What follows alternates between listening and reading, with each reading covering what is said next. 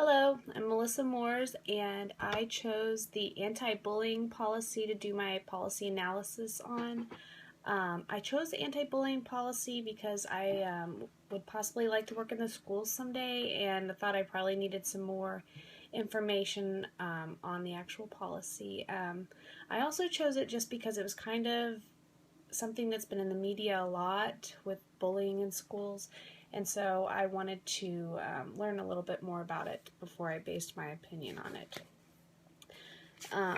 Bullying has been an issue that children and adults have faced over time and has been exampled in literature and folk tales. The common view of bullying can at times oversimplify the problem of kids being harassed and bullied, especially when looking at statistics regarding bullying today.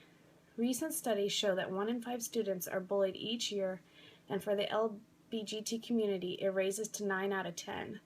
Bullied students are 5 times more likely to be depressed than those who are not, and 160,000 students skip school every day out of fear from being bullied. The internet has increased the bullying issue, with 43% of 10 to 18-year-olds reporting being victims of cyberbullying.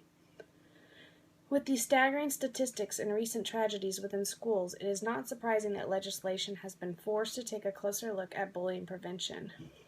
In response to the Columbine incident, the Department of Education and district schools began enacting anti-bullying policies within a year.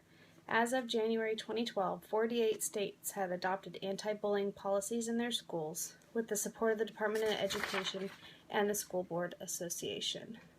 Bullying has been defined by the Department of Education as a repeated pattern of aggressive behavior that involves an imbalance of power and that purposefully inflicts harm on the bullying victim.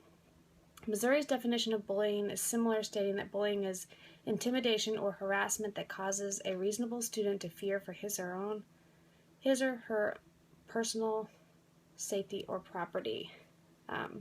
There's both proponents and opponents of the law.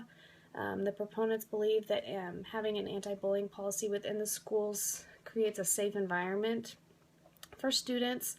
Studies have shown that 9 out of 10 Americans believe that bullying is a serious problem, which has led many communities to support anti-bullying policies within the school. The opponents of the anti-bullying policy,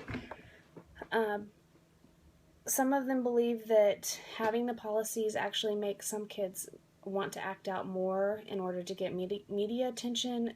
Also, the wording of the policies is very vague, so that leaves a lot of freedom for the schools to make their own decisions, which can be good or bad, whichever way you look at it. It also costs money for training for the teachers and more of their time and more expectations out of the teachers, so that's another thing that the opponents have. Anti-bullying policy is going to affect families in positive and negative ways. It can affect them positively by educating them and hopefully giving them the tools to spot bullying within their own child if it's happening there. It can affect them in a negative way. I would imagine it could create tension between the parents and the schools if their student is on the either side of bullying, whether they feel like that the school should have acted differently. The highest risk of students for bullying are going to be the students that are in the LGBT community.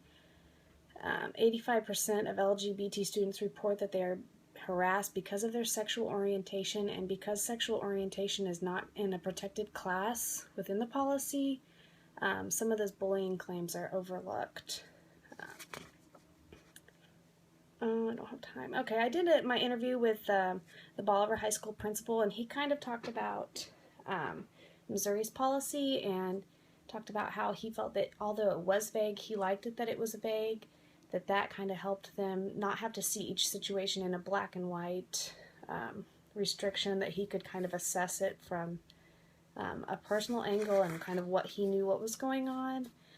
The school's done a lot of different things to combat bullying.